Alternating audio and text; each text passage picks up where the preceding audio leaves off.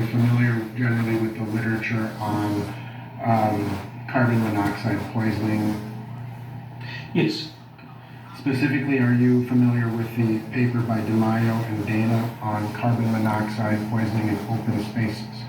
Yes, that is a paper that came out in the late 80s, I believe. This is CNN Breaking News.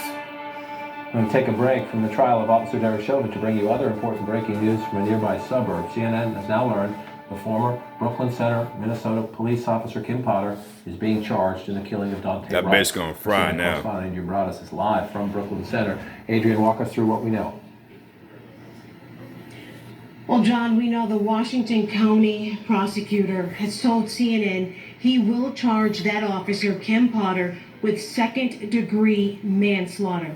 Here in Minnesota, under the state statute, if someone is convicted of second-degree manslaughter, the penalty is no more than 10 years or a fine up to $20,000. For those of you who may just be tuning in, Potter is the officer who was once here with the Brooklyn Center Police Department for 26 years. She fired the shot that ended the life of 20-year-old Daunte Wright. The former police chief here in Brooklyn Center told us she did not mean to fire that shot. She pulled her gun out instead of her taser. On that body cam video that was released soon after the incident occurred, you could hear the officer saying to Mr. Wright in the car, "I'm going to tase you, I'm going to tase you." And then that was followed by taser, taser, taser.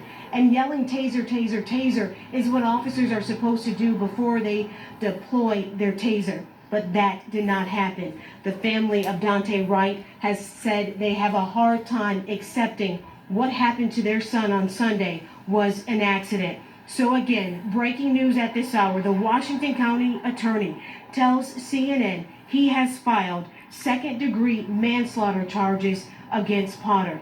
Now, you may remember Officer Muhammad Noor was also charged with second-degree manslaughter. He was convicted in the case of Justine Damon. And right now, just 10 miles away from where I am, Officer Derek Chauvin is on trial for the death of George Floyd. Chauvin was charged with second-degree manslaughter as well as second and third-degree murder. John? Adrian Broaddus for us live on the scene. We'll continue to get reaction as this plays out today, and let's get some important insights now from Laura Coates, the former federal prosecutor, our CNN legal analyst, and Cedric Alexander. He was the former president of the Black Law Enforcement Officers Association. Laura, let's start with you. It's a quick movement by the prosecutor. What do you make of this charge, second-degree manslaughter?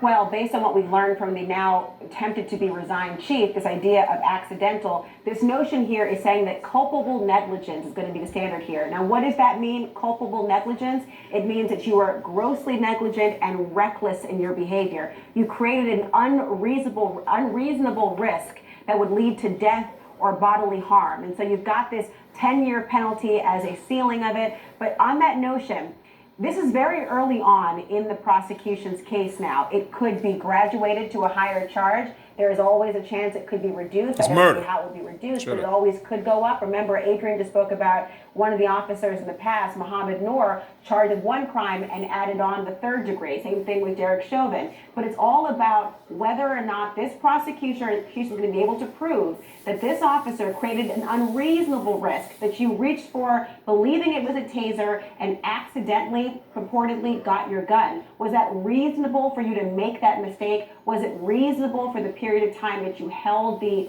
service weapon in your arm not to know that it was actually a taser? Was it reasonable as well to even fire and deploy the taser, believing of course it was a taser and ultimately being the gun? All of this goes under that same umbrella, and interestingly enough, it tracks what's happening with Derek Chauvin right now, because it's one of the charges he's now facing. But again, culpable negligence, John, is gross negligence with recklessness. And that is going to be the key to solving this particular indictment and having a conviction.